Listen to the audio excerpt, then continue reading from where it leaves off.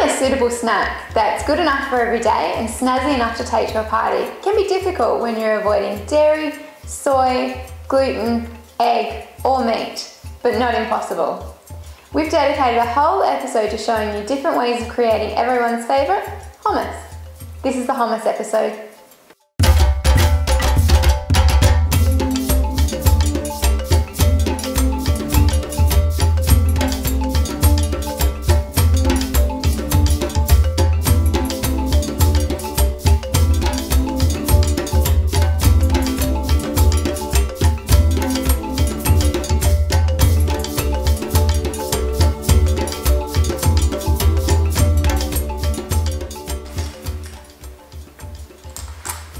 First up, we've got Anne with some insight on how she makes her delicious hummus without garlic.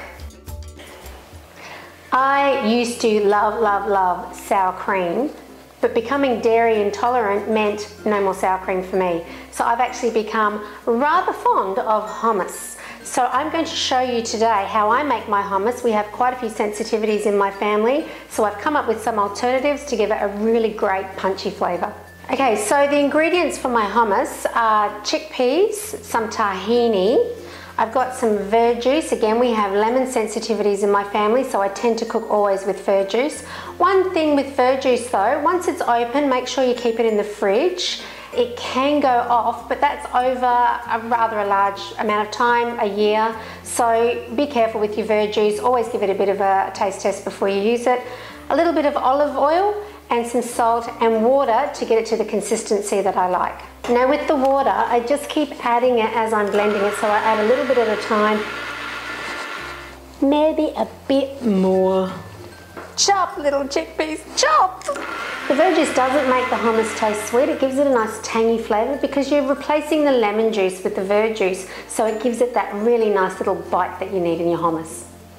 I know most commercial brands of hummus do have garlic. Again, in my family we have a sensitivity to garlic, so I tend not to cook with it, but the flavour is still really powerful with the chickpeas and the tahini, combined with the verjuice, and it's just magnificent. Now, as you can see, my hummus is nice and creamy. With a lot of the commercial blends, they tend to be super smooth. I like mine with a bit of texture. So there you have your hummus. You might find that it is a little bit runny once you've just made it. Pop it in the fridge for a couple of hours and it will set and it will be just delicious. I don't think I'm going to get time for that. I want to eat this now. Okay, you can go. There's now an easier way to keep vampires away. Just eat Lisa's hummus. When I first started down this finding alternatives path, hummus was the turning point, because that's when I first started to realise that it was a creamy, dairy and soy-free alternative. Since then, I've played with the recipe a little bit more and I've found how we can make a great tasting creamy hummus without adding any tahini, so if seeds aren't your thing and you're avoiding all of that, and also without oil. So the main ingredient is chickpeas. So these have been washed and drained. I've used a can. You could soak your own and boil them up, that's completely cool. If you're going for a can, I've gotten a can which is organic, and there are some brands which have cans which are BPA free, so that means that the lining of the can doesn't contain BPA, so if you can find that, that's fantastic, go with that too. Okay, I need some fluid in there just to help it blend up, otherwise you're going to have a really chunky hummus and there's going to be lots of skins in there and that's not very palatable. So I'm adding rice milk. Now you can make your own. We've got a whole episode on milk alternatives, so if you haven't watched that, make sure you go back and have a look at it. For a bit of tang, I've added apple cider vinegar. So next I'm adding nutritional yeast. This is going to add the punchy, cheesy flavour, and we're going to do something else very soon to bring out that flavour a little bit more. And next I'm adding garlic powder.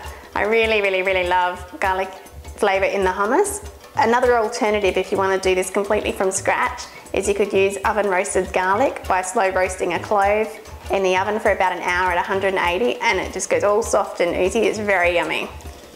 There's quite a bit there, so if you don't like it that garlicky, when you get the recipe you can tone it down a bit. If garlic's not your thing, you can avoid it. And now for the secret ingredient, a lime. So the juice of half a lime is going to just bring out that cheesy flavour of the nutritional yeast and help add to the tang and the punch of the hummus. And then we just blend it some more until it's completely smooth. So now that all that's left to do is to dish it up and eat it. I'm going to go and share this with the rest of the crew. How do you make a hummus without chickpeas? Hayley's going to shed some light on that. Hummus can be made raw using sprouted chickpeas. However, I'm not too fond of the taste and texture, so I've come up with an alternative using zucchinis. I've got a combination of spices: paprika, turmeric, cumin, onion powder and Himalayan salt, lemon juice, garlic clove, sesame seeds and tahini. Tahini is a rich source of calcium and vitamin E. You can get it in two varieties, hulled and unhulled. Today I'm going to be using the unhulled variety. It has a rich nutty flavour. Now I'm going to prepare the zucchinis. A handy hint is to peel off the skin so that the hummus doesn't come out green. I'm just dicing up the zucchini so that it easily blends together. I need about 4 cups of diced zucchini, which is generally about 2 medium to large size zucchinis. And now I'm going to just throw everything into the blender. If you don't have a high-speed blender, you can alternatively use a food processor as well. Just be mindful to scrape down the sides in between blending. Okay, I've just blended that for roughly a minute or until it's nice and smooth in consistency. And my hummus is ready to eat. The hummus goes well with veggie sticks, or you could make your own raw crackers. I'm just keeping it simple and having carrot sticks today. Glenys is going to show us how to make her zesty hummus. Now I'm going to make a hummus with cannellini beans that I prepared earlier.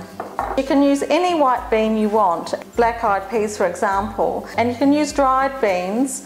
And what I would do is soak these overnight in water and then in the morning drain them and give them a really good rinse, pop them on the stove and bring them to the boil and then simmer for approximately an hour and a half. And because this sounds like a really long-winded process, what you can do is cook up way more than you need, and when they cool down you can pop them into portion-sized freezer bags so you can take out a portion when you need it to thaw out.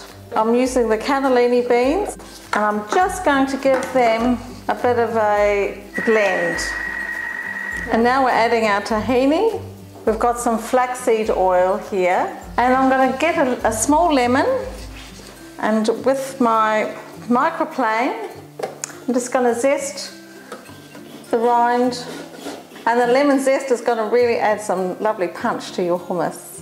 Now don't forget to get all the zest from underneath your microplane or inside of your zester if you're using a zester. And now we're going to add the lemon juice. And now with the lemon juice in, we're going to blend it on high speed until it's really smooth. This is a perfect consistency to have with some vegetables. If you'd like it a bit thinner, just add a little bit of water. Now I hope you'll excuse me while I go and enjoy my healthy snack. So there you have it, 4 very different delicious hummus recipes. Now there's something to celebrate. Now it's time for you to give it a go. Let us know what you think. And if you want to stay up to date with all the latest, head on over to the website and fill in your details to receive our newsletter.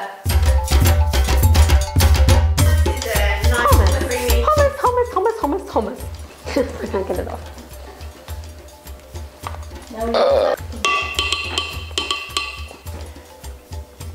Hang on, I've gone blank. Hummus. Okay, creamy, non-dairy dip. Okay. Hands off the hummus. Pretending it. Okay. There, nutty flavour.